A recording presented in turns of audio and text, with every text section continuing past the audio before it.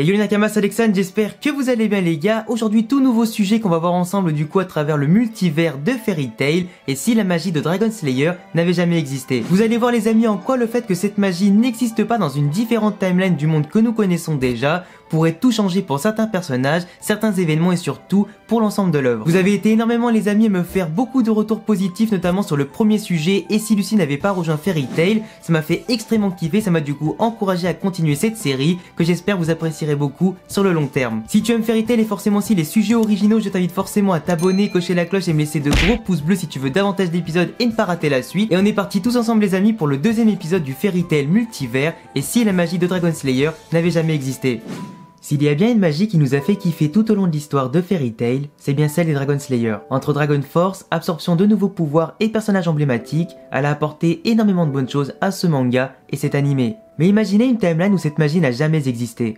Le rôle de certains personnages, leur destin et les événements, tout aurait bien changé. Faisons d'abord une bonne introduction du sujet en revenant plusieurs siècles en arrière aux origines des Dragon Slayer.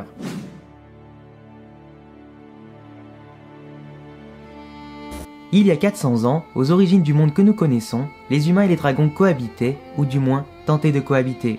Certains dragons n'aimaient pas les humains et préféraient brûler leur village et les exterminer. Certains dragons, comme Belserion qui était beaucoup plus pacifique et beaucoup plus sage que les autres, rêvaient tout comme les humains d'un monde harmonieux où chaque peuple travaillerait ensemble pour bâtir l'avenir. Bien évidemment, certains hommes se méfiaient aussi des dragons qu'ils jugeaient beaucoup trop dangereux et beaucoup trop forts pour eux. Les hommes se sentaient menacés, tel un gibier constamment à portée de son chasseur. Pour les aider à se défendre, les dragons enseignèrent leur magie aux humains afin qu'ils puissent rivaliser avec les autres dragons ou autres dangers du quotidien. D'ailleurs, une guerre allait éclater sur les différents continents, Ishgard, Arakitasia et Arbalès, entre les dragons voulant uniquement la destruction et ceux voulant la paix avec les humains. C'est d'ailleurs la mage Eileen Belserion avec son potentiel magique démesuré qui a mis au point la première magie anti-dragon il y a 400 ans. C'est grâce à elle que le destin des hommes a basculé et pouvant lutter d'égal à égal ou presque avec les dragons. Celle-ci vivait dans le royaume de Dragonov, situé sur le continent d'Ishgard.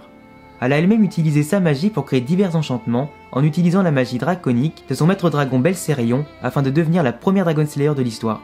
Elle a ensuite permis aux autres humains du royaume de Dragonov de prendre confiance en eux et de pouvoir s'allier aux dragons aimant les humains.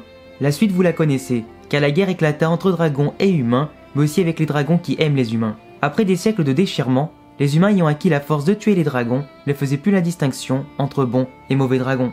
D'ailleurs, certains humains sombraient littéralement dans la folie à cause du pouvoir des dragons et devenaient eux-mêmes par la suite de véritables dragons à force d'utiliser leur magie. La graine du dragon qui germait en eux au fur et à mesure du temps accélérait le processus de dragonification. Certains dragons continuèrent de croire en les hommes et d'autres s'entretuaient. La fête du roi des dragons fut terrible et l'hécatombe fut totale. Agnologia aussi avait réussi à maîtriser cette magie pour venger son peuple massacré par les dragons. Il en était également devenu un et avait gagné la guerre à lui tout seul avant de dominer le monde pendant des siècles. À notre timeline et à notre époque, il existe très peu de chasseurs de dragons et les dragons sont morts ou disparus.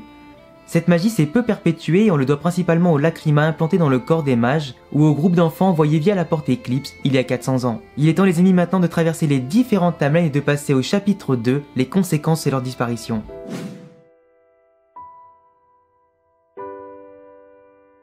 Imaginez maintenant cette timeline sans Dragon Slayer et sans la magie d'anti-dragon, du moins sans cette magie maudite qui aura plus fait couler le sang qu'autre chose. On peut partir du principe qu'une grande partie des dragons auraient continué à massacrer des humains malgré tout et que d'autres les auraient protégés comme Belserion. Les humains n'auraient jamais eu accès à une magie pouvant les inquiéter et auraient été très dépendants de leur protection.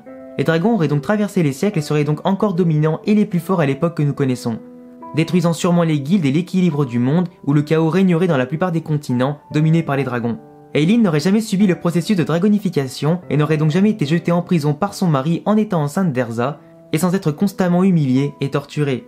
Elle ne serait jamais devenue un dragon et n'aurait jamais rencontré Zélève 400 ans après pour qu'il lui redonne son apparence humaine. Elle ne serait donc jamais devenue une Spriggan et aurait pu accoucher de sa fille comme prévu il y a 400 ans, si bien sûr elle avait survécu à la guerre des dragons. Car n'oubliez pas, sans magie de Dragon Slayer, les dragons ennemis étaient bien plus nombreux et sans l'aide de Dragon Slayer, impossible de gagner.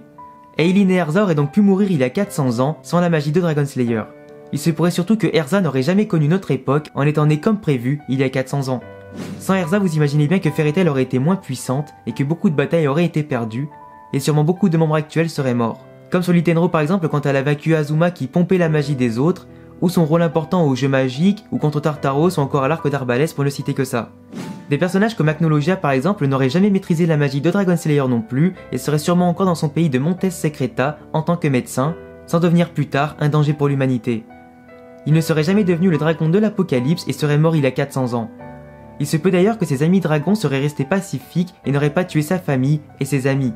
Car sans magie de Dragon Slayer qui se développait un peu partout sur le continent, il n'y aurait pas eu de meurtre de dragons, et ni l'ancien dragon Acnologia et les autres dragons n'auraient été inquiétés ni auraient eu peur des humains au point de les massacrer et de détruire la vie d'Acnologia et sa famille. Celui-ci serait donc resté dans son époque et mort de vieillesse ou mangé par un dragon dans le pire des cas.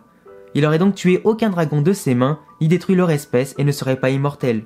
Il n'aurait pas attaqué sur l'île de Tenro et pas fait perdre non plus 7 ans à nos héros, ni causé certains meurtres comme celui de God Serena dans l'arc d'Arbalès par exemple. Gildarts n'aurait jamais rencontré Acnologia en tant que dragon de l'Apocalypse et n'aurait jamais perdu ni ses organes, ni ses membres et serait d'ailleurs en pleine forme. Fairy Tail n'aurait jamais été endetté sans ses héros perdus pendant 7 ans, et nos héros n'auraient pas activé tout de suite leur Second Origin pour rattraper leur retard durant les jeux magiques. Cela aurait pu d'ailleurs les rendre bien plus forts par la suite en l'activant plus tard. Ils auraient même pu remporter plusieurs fois les grands jeux magiques pendant ces 7 ans, et terminer leur examen de mage de rang S après leur victoire contre Grimoire Heart. Après, quand on parle de Tenro, sans la magie Dragon Slayer, Natsu n'aurait jamais pu vaincre Hades en récupérant la foudre de Luxus, et encore moins battu Zankuro. Car sans la possibilité de créer des réceptacles de magie à l'intérieur de son corps et sans la magie de Dragon Slayer, il n'aurait jamais pu inventer son astuce pour absorber la magie de God Slayer. Il serait donc sûrement mort contre Zankuro, entraînant ainsi par la suite plusieurs morts avec l'effet papillon. On n'aurait d'ailleurs jamais connu la Dragon Force comme quand Natsu notamment avait battu Jelal ou Zero, ni les transformations via l'absorption de pouvoir qui ont sauvé nos camarades par le passé. Encore beaucoup de combats perdus et de morts à cause de la disparition de la magie des Dragon Slayer et de leur pouvoir.